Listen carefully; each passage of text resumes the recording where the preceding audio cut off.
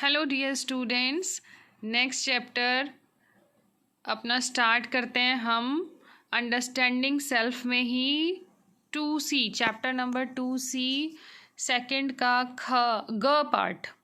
ठीक है, खुद को समझना। ये पिक्चर देखिए, एडोलेसेंस हैं, टीनेजर्स हैं, चीज़ ऊपर लिखा हुआ है।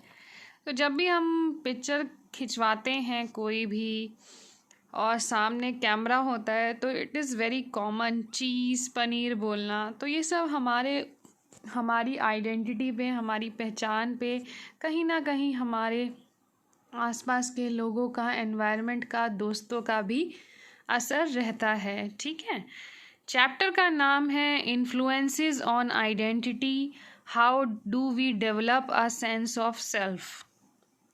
हमारी पहचान पर प्रभाव। ठीक है, हम स्वयंबोध का विकास कैसे करते हैं, सेंस ऑफ सेल्फ, इसकी डेवलपमेंट कैसे होती है, हम अपने बारे में कैसे जानते हैं। अभी हमने लास्ट चैप्टर में पढ़ा कि ये बचपन से ही, छोटी सी एज से ही, इन्फेंसी से ही शुरू हो जाता है। वो एग्जाम्पल आपने देखा था, बच्चा शीशे के सामने, आपने वो एक्टिविटी करके देखी होगी, शीशे के सामने बच्चे को खड़ा किया हुआ है और उसके गाल पे एक रेड कलर का स्पॉट लगाया हुआ है। अगर वो उसे हाथ लगा के देखता है अपने गाल को, इसका मतलब उसे अपने बारे में बोध है, अपने शरीर के बारे में, अपनी बॉडी के बारे में उसे पता है ये मैं हूँ। अगर वो सामने वाले बच्चे को जो मिरर में है उसे कोई और समझता है तो वो उससे खेलेगा, उस पर हाथ मारेगा शीशे पे। तो यानी कि स्वयं का बोध बचपन से ही शुरू हो जाता है। ठीक है, शुरुआती सालों से ही शुरू हो जाता है। खुद को हम शुरुआत से ही समझने लगते हैं। और ये कैसे हम अपने बारे में जानते हैं, अपने बारे में एक सेल्फ की सेंस डेवलप करते हैं, जब हमारे ऊपर हमारे आसपास के लोगों का प्रभाव पड़ता है। ठीक है, आसपास के लोग इसमें बहुत ही एक महत्वपूर्ण भूमिका निभाते हैं हमारे सेल्फ के कंस्ट्रक्शन में, हमारे खुद के डेवलपमेंट में। और ये बहुत ही डायनेमिक प्रोसेस है। और सेल्फ से ये वो नहीं है, सेल्फ का मतलब, स्वयं का मतलब ये नहीं है जिसके साथ हम पैदा होते हैं और वो फाइनल लास्ट तक चलता रहता है। नो, ये बदलता है। इस पे आसपास के वातावरण का, आसपास के लोगों का, परिवार का, विद्यालय का, कार्यस्थल का, सभी का प्रभाव हमारे सेल्फ पर पड़ता है। ये निरंतर गतिशील प्रक्रिया है। निर्माण से तात्पर्य है कंस्ट्रक्शन ऑफ सेल्फ।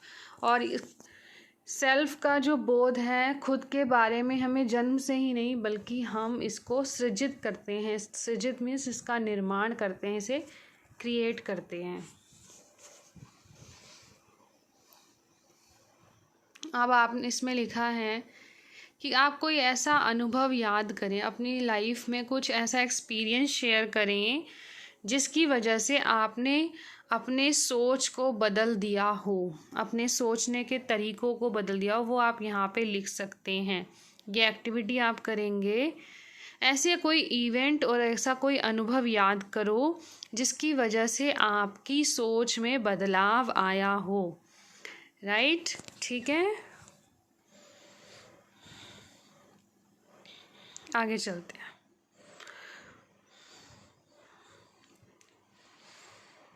तो स्वयं का जो बोध है, इसका विकास शुरुआती सालों से ही हो जाता है। पेरेंट्स अपने बच्चे को किसी नाम से बुलाते हैं तो बच्चा समझ जाता है कि ये मेरा नाम है। ठीक है, वहीं से कोई तस्वीर दिखाते हैं जिसमें बच्चा है कि ये कौन है, ये उस बच्चे का नाम लेके तो बच्चा समझ जाता है कि मेरे बारे में बात की जा रही है। राइट, शीशे में बच्चे को दिखाते हैं कि ये कौन है तो बच्चा इस तरह के सर्वनाम समझना शुरू हो जाता है। तुम, तुम्हारा, मैं, मेरा। ठीक है, बच्चे के साथ पार्ट्स ऑफ बॉडी नेम, इस तरह के गेम खेले जाते हैं। पार्ट्स ऑफ बॉडी नेम जैसे कि बेटे की नोज़ कहाँ पे हैं, आईज़ कहाँ पे हैं, माउथ कहाँ पे हैं, इस तरह के एक्सपीरियंस जो होते हैं उससे भी बच्चा समझ जाता है। ठीक है, तो ये तो हो गई छोटे से पन की बात, जब बच्चा इन्फेंट होता है 2 साल तक की उम्र। उसके बाद जब बच्चा थोड़ा और बड़ा होता है, ठीक है, तो उसे उस पे उसके आसपास के वातावरण का भी प्रभाव पड़ता है। अगर वो किसी खिलौने को छूता है, उसे टच करता है, तो वो उसे पता चलता है कि ये टच करने पर मूव करेगा, हिलेगा। ठीक है, जैसे जैसे बच्चा और बड़ा होता है वो बातें कर सकता है, बहुत सारी अपने बारे में बताता है, खुद के बारे में बताता है, स्टेटमेंट देता है।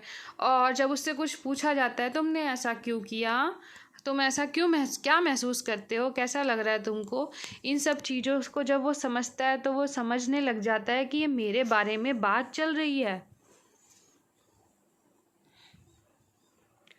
जैसे जैसे टाइम पासेस, तो इस तरह की बहुत सारी घटनाएं होती हैं और ऐसी बहुत सारी चीज़ें सामने आती हैं जिससे बच्चा समझता है और अपने बारे में जान पाता है और अच्छे से। फॉर एग्ज़ाम्पल 6 साल का बच्चा अगर फादर मदर पेरेंट्स की मदद करता है डिशेस उठवाने में, क्लीनिंग में, तो पापा अगर उसके ये कहते हैं, इन्होंने एग्जाम्पल दिया है, तुम बहुत अच्छे लड़के हो, तो इस तरह से भी वो अपने बारे में कुछ बिलीफ बना पाता है, विश्वास बना पाता है। ठीक है, ये सारी चीज़ें हिंदी में हैं। तुम, तुम्हारा, सर्वनाम, इस तरह के सर्वनाम बच्चा यूज़ करना शुरू हो जाता है। ठीक है, उदाहरण के जब वह खिलौने को छूता है तो उसे पता है कि वो हिलेगा, इस तरह से वो समझ पाता है कि खिलौना उससे अलग चीज़ है। जब बच्चा अपने चेहरे पर लगे लाल धब्बे को पहचानने में सक्षम होता है तो वो समझ जाता है कि वो कोई और बच्चा नहीं, मैं ही हूँ, मेरे चेहरे पर निशान लगा है। ठीक है, ये सारी बातें हैं।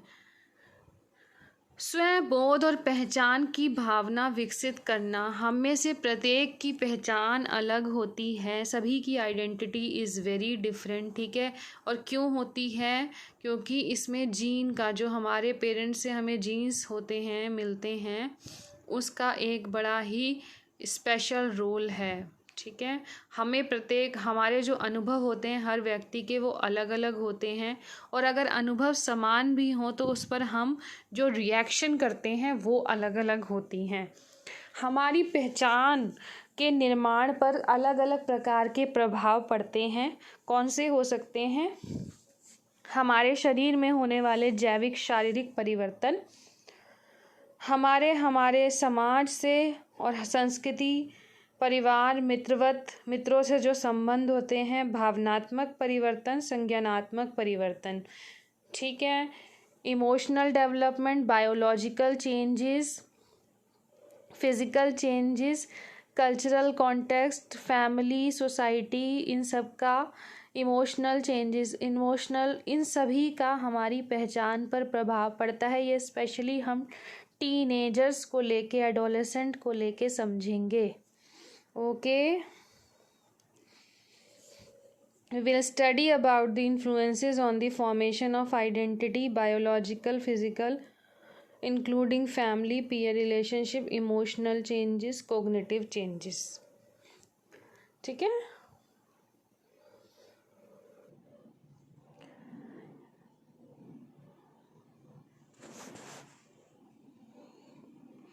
जैविक और शारीरिक परिवर्तन से मतलब है जब लड़के लड़कियां बचपन से निकलकर जब उनके शरीर में चेंजेस आ रहे होते हैं, ठीक है, यौवन आरंभ हो रहा होता है, उसे कहते हैं यौवन आरंभ, हिंदी में और इंग्लिश में प्यूबर्टी। लड़के और लड़कियों में अलग अलग बदलाव होते हैं, और जब बचपन की एज के बाद उनकी अचानक से हाइट बदलती है, ठीक है, तो वो अवस्था होती है जब यौवन आरंभ होने वाला है, उससे पहले उनकी हाइट किसी साल में बहुत तेज़ी से बढ़ती है। यह परिवर्तन लड़कियों में 11 से 13 साल की उम्र में आते हैं और लड़कों में जनरली 13 से 15 साल की एजेस में आते हैं। इस तरह के बदलाव आप इस टेबल में देख पाएंगे अपनी एनसीईआरटी की किताब में। ये एनसीईआरटी की किताब से ही लिया गया है, उसी के स्क्रीनशॉट्स चल रहे हैं बच्चों। अब हम जो आगे पढ़ेंगे वो ये पढ़ेंगे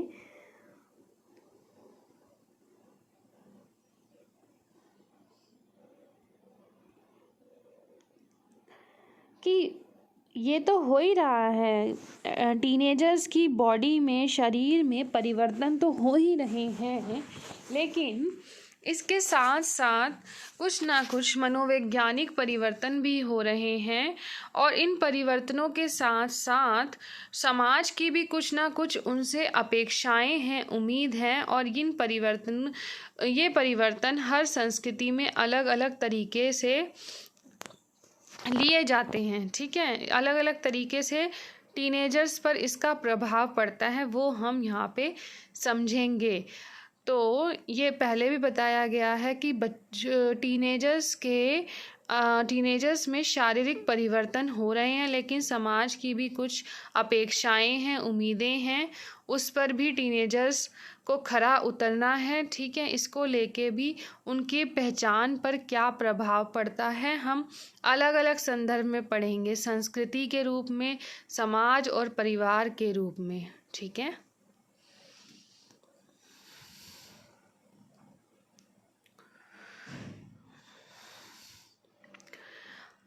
समाज के अलग अलग जो भाग हैं वो अगर किसी टीनेजर में, चाहे लड़का हो या लड़की हो, जिस भी प्रकार के शारीरिक परिवर्तन हो रहे हैं उसे अलग अलग तरीक़ों से लिया जाता है।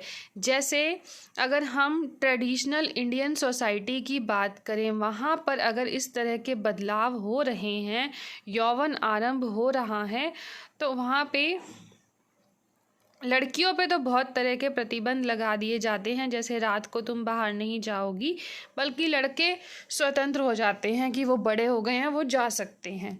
ठीक है, लेकिन अगर ये कुछ गाँव के इलाकों में, पारंपरिक भारतीय समाज में ऐसा होता है, लेकिन अगर हम शहरों की बात करें, हो सकता है शहरों में इस तरह की चीज़ें ना दिखाई देती हों लड़कियों के लिए भी। ठीक है, और अगर हम अपनी संस्कृति की तुलना पश्चिमी संस्कृति से करेंगे, वेस्टर्न कल्चर से इंडियन कल्चर के अगर हम डिफरेंसेस देखेंगे, तो हम देखेंगे कि अमेरिका और ब्रिटेन जैसी कंट्रीज़ में किशोरों को, यानी कि टीनेजर्स को, एडोलेसेंट्स को आत्मनिर्भर होने की अपेक्षा की जाती हैं। आत्मनिर्भर मतलब इंडिपेंडेंट होने की उनसे अपेक्षाएं किए जाती हैं, उनसे ये उम्मीद की जाती है, एक्सपेक्टेशंस ये होती हैं कि वो अलग हो जाएं, अपना उनका घर हो, वो अपनी रिस्पॉन्सिबिलिटी समझ पाएँ, हर तरह से वो पेरेंट्स से अलग हो जाएं।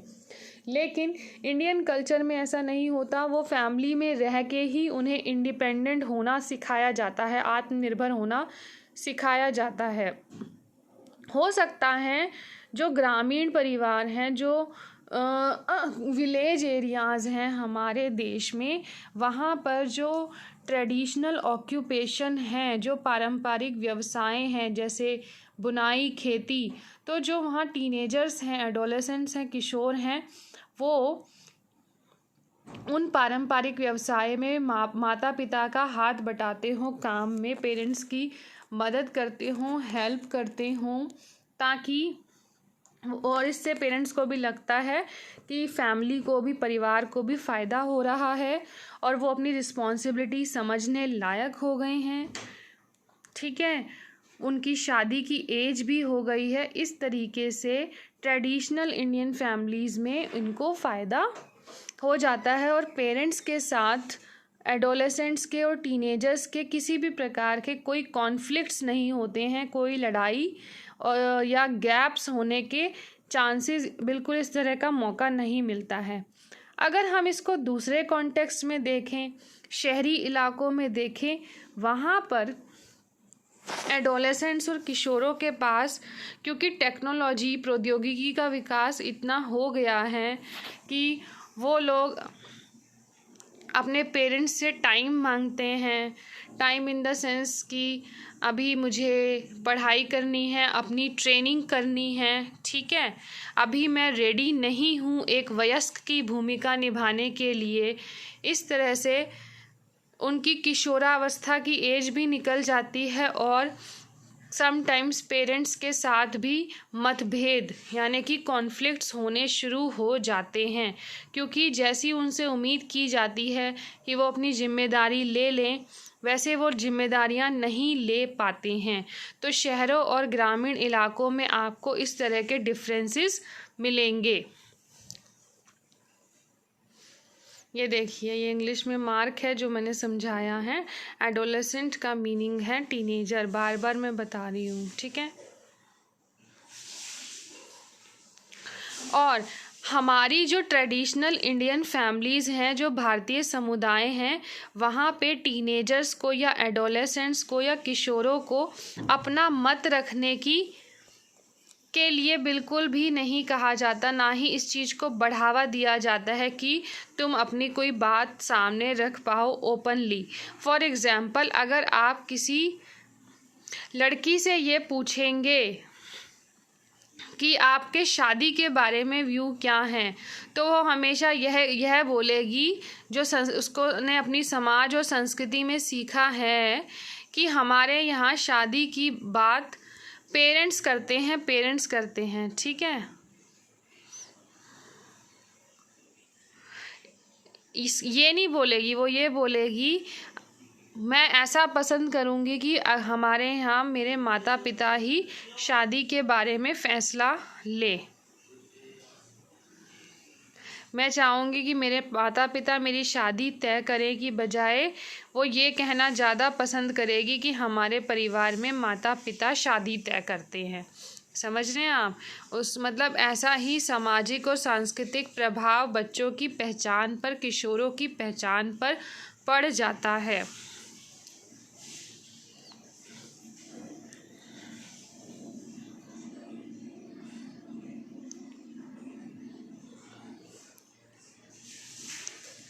इसके बाद हम देखेंगे कि कैसे एक परिवार किशोर की जो स्वयं बोध के विकास, सेंस ऑफ आइडेंटिटी का मतलब है बार बार स्वयं बोध, मैं दोबारा बता रही हूँ, स्वयं बोध, सेंस ऑफ आइडेंटिटी मीन्स स्वयं बोध, ठीक है। तो इस पर परिवार का क्या प्रभाव पड़ता है?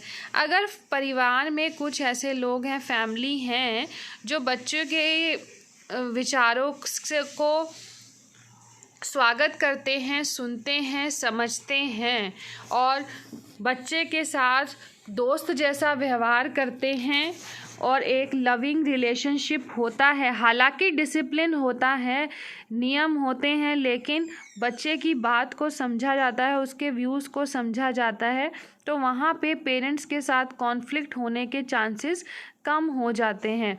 मगर जहाँ पे जिन फैमिलीज़ में ये दिक्कत आती हैं कि पेरेंट्स जो हैं, पेरेंट्स की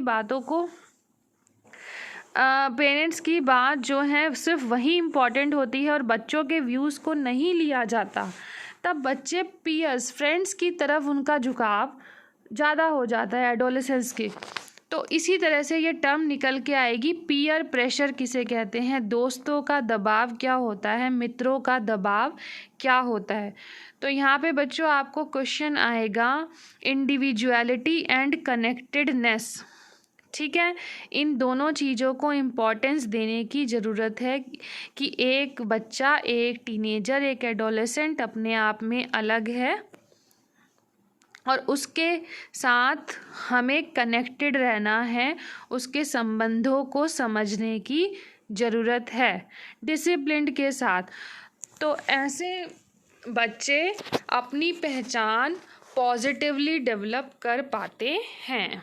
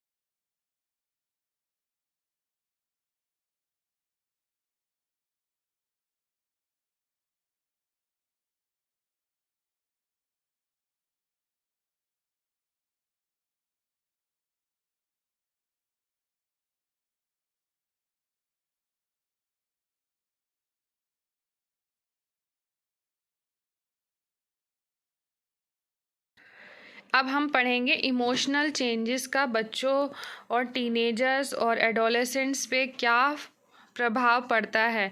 ये आप बार बार पढ़े जा रहे हों कि इस एज ग्रुप में फिज़िकल चेंजेस तो हो ही रहे हैं, बायोलॉजिकल चेंजेस हो रहे हैं। सभी टीनेजर्स उसके साथ तो कोऑपरेट कर रहे हैं, लेकिन साथ साथ कई तरह के भावनात्मक परिवर्तन भी, कई तरह की फीलिंग्स का अनुभव भी कर रहे हैं। जैसे they always feel on being stage, like उनको हमेशा ऐसा लगता है कि जैसे उन्हें नोटिस किया जा रहा है। फॉर एग्ज़ाम्पल, अगर फिज़िकल चेंजेस हैं, जैसे पिंपल्स आए हैं चेहरे पे, तो उन्हें लगता है समबडी इज़ वॉचिंग देम, उनको कोई देख रहा है, बट ऐसा नहीं है।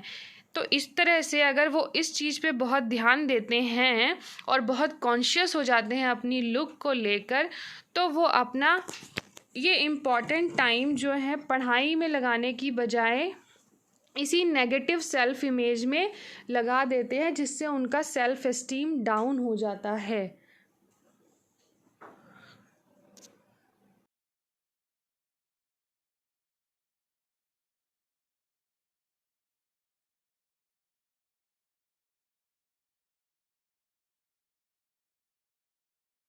और दूसरी तरफ आपको ऐसे भी एडोलेसेंट्स मिलेंगे जहाँ पे उनको इस चीज़ का कोई फ़र्क नहीं पड़ता। अगर उनकी जैसे बॉयज़ हैं, उनकी दाढ़ी नहीं आई है या वो छोटे दिखाई दे रहे हैं, तो इसका उन पर बिल्कुल भी प्रभाव नहीं पड़ता है और वो इस चीज़ को बहुत लाइटली और कूलली लेते हैं।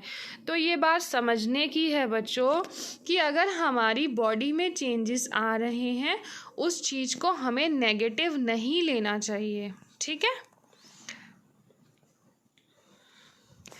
और जो टीनेजर्स हैं वो कई तरह के मूड स्विंग्स भी एक्सपीरियंस करते हैं।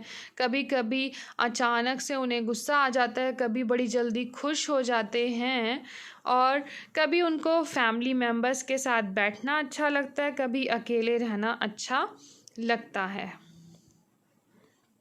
अब हमारी पहचान पर कोग्निटिव चेंजेस का अर्थ है संज्ञानात्मक परिवर्तन। इसका क्या प्रभाव पड़ता है वो हम समझेंगे। तो आपने बचपन के दिनों में देखा कि बच्चा अपने बारे में 2 लाइनों में बता पा रहा है अर्ली चाइल्डहुड में, ठीक है, खुद से बता पा रहा है और अपनी पहचान बता पा रहा है, मैं अच्छा बच्चा हूँ, मुझे अच्छा लगता है। वो अपना कंपैरिजन नहीं कर पा रहा। लेकिन जब वो मिडल चाइल्डहुड में होता है, माध्यमिक बाल्यावस्था में होता है, मध्य बाल्यावस्था में होता है, तो वो अपना कंपैरिजन भी कर पाता है कि मैं उससे तेज़ी से दौड़ सकता हूँ। कॉन्क्रीट चीज़ें जो उसे दिखाई देती हैं, जैसे मेरे घर में टीवी है, कार है हमारे पास, इस तरह की बात वो बता पाता है। बट टीनेजर्स में ये आप आगे आने वाले चैप्टर में डिटेल में पढ़ेंगे। एडोलेसेंस जो हैं वो अपने बारे में एब्स्ट्रैक्ट में भी बता पाते हैं अपनी मन की स्थिति, जो उन्हें नहीं भी दिखाई देती, जैसे कि मेरा कुछ मूड ठीक नहीं है।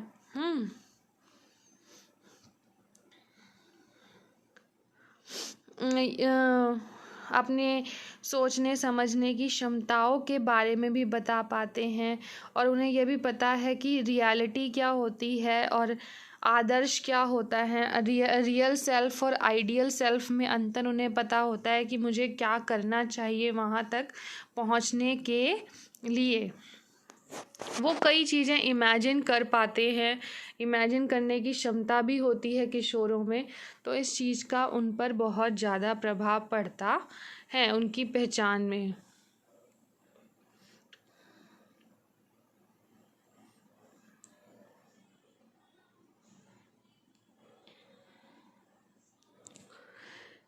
तो हम यहाँ पे जानेंगे कि किशोरावस्था बहुत ही क्रूशियल स्टेज है डेवलपमेंट की, पहचान के विकास में, ठीक है। बहुत ही इम्पॉर्टेंट पीरियड है और इसमें बहुत सारे बदलाव हैं और अवसर भी हैं, ठीक है। अगर किशोरावस्था बहुत हेल्दी है तो इसमें एक पॉजिटिव सेल्फ पहचान, सेल्फ इमेज बनती हैं, अदरवाइज नहीं बनती है। ठीक है, किशोरावस्था पहचान विकास का महत्वपूर्ण चरण है। हमें किशोरावस्था की महत्वपूर्ण अवधि है जिसमें कई परिवर्तन होते हैं, कई अवसर आते हैं। किशोर स्वस्थ हैं तो परिवर्तनों का सामना अच्छे से कर पाते हैं, इसलिए उनकी भोजन पोषण संबंधी आवश्यकताएं आप आगे आने वाले चैप्टर्स में पढ़ोगे। कुछ क्वेश्चंस देखे थे हैं। यौवन आरंभ, यौवन अवस्था में जो जो परिवर्तन होते हैं, तो वो जो टेबल थी बॉयज़ और गर्ल्स में क्या क्या, उसके बारे में लिखेंगे।